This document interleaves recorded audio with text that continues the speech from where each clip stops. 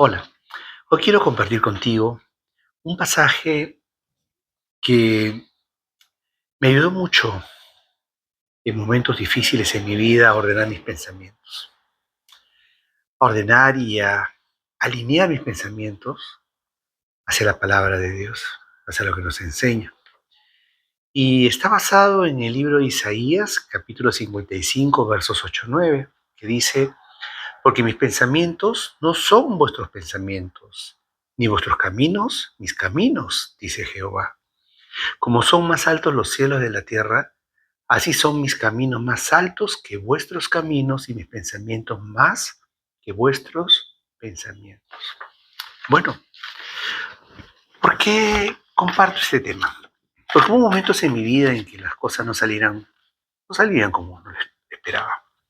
Llegaron pruebas, se cerraron muchas puertas, hubo pérdidas, silencios de Dios a veces que no lograba entender, y situaciones que se hicieron en mi mente, como dicen por ahí, una pelota, se llenaba de incertidumbre. Por momentos, pues, aparecieron pensamientos de derrota, de fracaso, de desánimo, incluso la idea de que de repente Dios se olvidaba de mí. Pasé momentos de angustia, dolor e incertidumbre. Sin embargo, es en esos momentos donde debemos acudir al Señor, porque de alguna manera, buscando en su palabra, podemos encontrar ese camino y esas respuestas. Y buscando justamente al Señor, descubrí que no estaba solo, porque aunque no tenemos todas las respuestas, sabía que Él sí las tenía. En medio de mi confusión, pues encontré su palabra y la oración, una verdad que cambió mi manera de ver las circunstancias. Porque el Señor me recuerda estas palabras: mis pensamientos no son vuestros pensamientos, ni vuestros caminos mis caminos, dice Jehová. Entonces, el problema no era que Dios hubiera dejado de obrar, sino que yo estaba tratando de entender sus planes con una mente limitada. Mientras yo veía puertas cerradas, Él veía el camino correcto. Mientras yo veía demora, Él estaba preparando el tiempo perfecto. Mientras yo pensaba que algo terminaba, Dios estaba comenzando una nueva etapa. Bueno, aunque a veces nos cueste entender que no siempre necesitamos comprender lo que Dios está haciendo, necesitamos confiar en aquel que nunca deja de tener el control. Hay que entender que Dios nos está diciendo: no mires la vida únicamente de tu perspectiva, sino mírala desde la mía. Mientras nosotros vemos una batalla, Dios ya está viendo pues esa victoria. Mientras nosotros vemos un problema, Dios ya preparó la salida.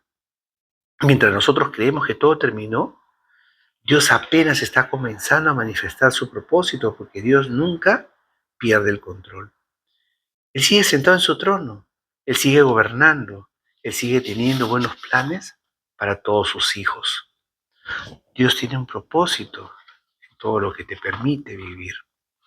Hay cosas que jamás habríamos escogido vivir, es cierto.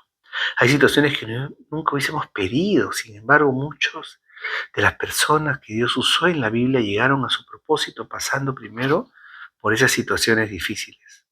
Por ejemplo, si conocen la historia de José, pasó por el pozo antes de llegar al palacio. David pasó por el desierto antes del trono. Moisés pasó por 40 años en el desierto antes que el pueblo sea liberado. Pero Jesús también pasó por la cruz antes de la gloria. Y lo que hoy parece una demora puede ser pues la preparación, algo mucho mayor. Porque lo que hoy parece una pérdida puede ser la manera en que Dios está quitando aquello que impedía recibir algo mejor. Porque Dios nunca trabaja solamente para resolver un problema momentáneamente. Él trabaja para cumplir un propósito, y ese propósito es eterno. Hay que comprender que no siempre necesitamos entender todo lo que Dios está haciendo. Necesitamos confiar en aquel que nunca deja tener el control. Y es la cuarta vez que lo repito. Y precisamente allí comienza una de las batallas más grandes de nuestra vida, porque la palabra de Dios nos enseña que nuestra lucha no es contra carne ni sangre, sino que existe una realidad espiritual que muchas veces no vemos. El enemigo sabe bien que él puede hacernos pensar que Dios nos ha abandonado. Va a intentar influenciar en nuestra mente, en nuestra manera de pensar, porque él entiende que una mente llena de dudas difícilmente va a poder caminar en fe. Por eso la mente es el campo favorito del enemigo. Justamente juega con nuestros pensamientos muchas veces. Y antes que una persona se aleje de Dios, primeramente comienza a alejarse, lamentablemente, de lo que Dios ha dicho, porque nos olvidamos muchas veces de lo que está en su palabra. Quiero ser bastante claro. La mayor batalla no siempre ocurre en las circunstancias que enfrentamos. Muchas veces ocurre en silencio de nuestra mente. Porque el enemigo siembra pensamientos que contradicen las promesas de Dios. Si Dios dice estoy contigo, Él nos susurra al oído. Estás solo. Si Dios dice no temas, Él trae temor a tu vida. Si Dios promete un futuro de esperanza, Él te hace creer que ya no hay salida. Por eso es tan importante cuidar lo que dejamos entrar en nuestra mente, lo que escuchamos, lo que vemos, lo que conversamos, lo que alimenta nuestros pensamientos, incluso las palabras que repetimos sobre nosotros mismos terminan influyendo en nuestra manera de pensar. Soy un tonto, no sirvo para nada, por ejemplo. Si todos los días alimentamos el miedo, la duda o las heridas del pasado, será pues muy difícil escuchar con claridad lo que Dios nos está diciendo. Pero cuando dedicamos tiempo a leer su palabra, a la oración, a postrarse en su presencia, poco a poco nuestra manera de pensar comienza a cambiar.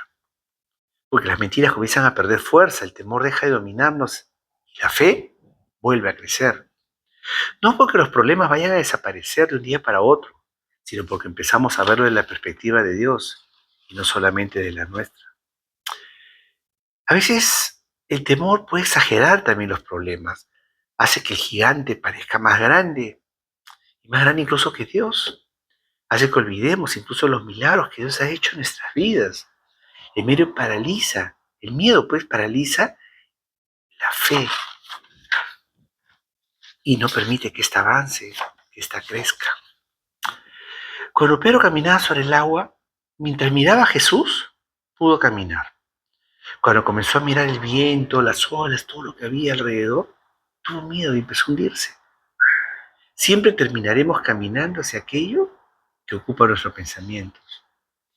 Y algo muy importante que debemos tener en cuenta es que las heridas del pasado pueden influir y escuchamos desde nuestro interior palabras como jamás lo lograrás, no sirves, no eres suficiente. Esas palabras quizá que le escuchamos en algún momento de nuestra vida crearon heridas profundas, pero Dios nunca llama a una persona según lo que otros dijeron de ella. Dios llama conforme al propósito que Él mismo puso dentro de cada vida. El Señor no ve solamente lo que somos hoy, Él ve aquello en lo que nos convertiremos cuando caminamos pues de su mano. Por eso quiero insistir en algo que compartí alguna vez. Es importante conocer y comprender la palabra de Dios. La única manera de hacerlo es dedicando tiempo a leerla. Si no conocemos lo que Dios dice, será muy fácil creer cualquier y escuchar cualquier otra voz. Las circunstancias hablan, las personas hablan, nuestros sentimientos hablan, pero no todo lo que escuchamos viene de Dios. Por eso es importante alimentarnos de la palabra cada día. No se trata solamente de venir un domingo, asistir un domingo a un servicio, escuchar una predicación.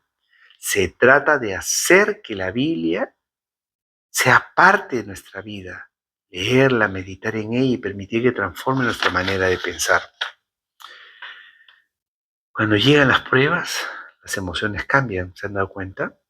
Un día nos sentimos fuertes y otro día desanimados, pero la palabra de Dios permanece para siempre, permanece firme Y cuando nuestro corazón está lleno de promesas, aprendemos a caminar con fe. Y no por lo que sentimos en ese momento. Esa es la diferencia, que es una vida cimentada pues en la palabra de Dios. Y déjame recordarte que Dios también quiere renovar nuestra mente cada día, constantemente. Quiere cambiar nuestra manera de pensar, porque cambia nuestra mente, cambia nuestra manera de vivir también. Comenzamos a ver oportunidades donde antes solo veíamos problemas, comenzamos a esperar milagros donde antes veíamos la preocupación y nos dominaba. Comenzamos a descansar donde antes solo habría ansiedad.